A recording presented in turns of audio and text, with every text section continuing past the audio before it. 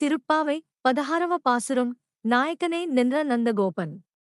ఈ పాసురంలో గోపికలు ఇలా అంటారు: ఓ సఖీ! నీవే మా నాయకురాలివి. నీవు లేచితేనే మేమంతా ముందుకు సాగగలము. నందగోపుని కుమారుడైన కృష్ణుని సేవలో ఆలస్యం చేయడం ధర్మం కాదు. పదార్థార్థం నాయకనే నింద్ర నాయకుడిగా నిలిచిన నందగోపన్ గోకులానికి నాయకుడైన నందగోపుడు. కుడి తలై తుమిల్కుడనే శత్రువులను జయించినవాడు పిల్లై బాలకృష్ణుడు.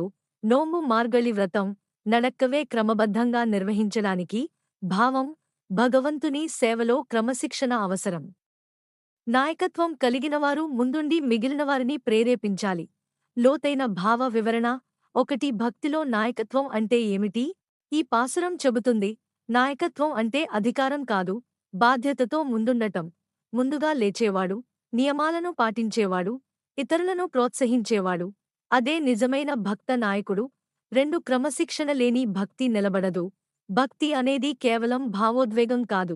దానికి కావలసింది సమయపాలన, నియమనిష్ట, వ్రతాచరణ. ఇవి లేకపోతే భక్తి మార్గం దారి తప్పుతుంది. 3 సామూహిక భక్తిలో వ్యక్తిగత బాధ్యత. గోపికల భావం: నీవు ఆలస్యం చేస్తే మేమంతా ఆలస్యం అవుతాం. ఒకరి అలసత్వం మొత్తం సమూహ సాధనపై ప్రభావం చూపుతుంది. 4 నందగోపుడు ఆదర్శ నాయకత్వానికి ప్రతీక. నందగోపుడు గోకులానికి నాయకుడు, ధర్మాన్ని కాపాడినవాడు, కృష్ణుని సంరక్షించిన మహానుభావుడు. Thank you for watching this video. Please like, share and subscribe our channel friends.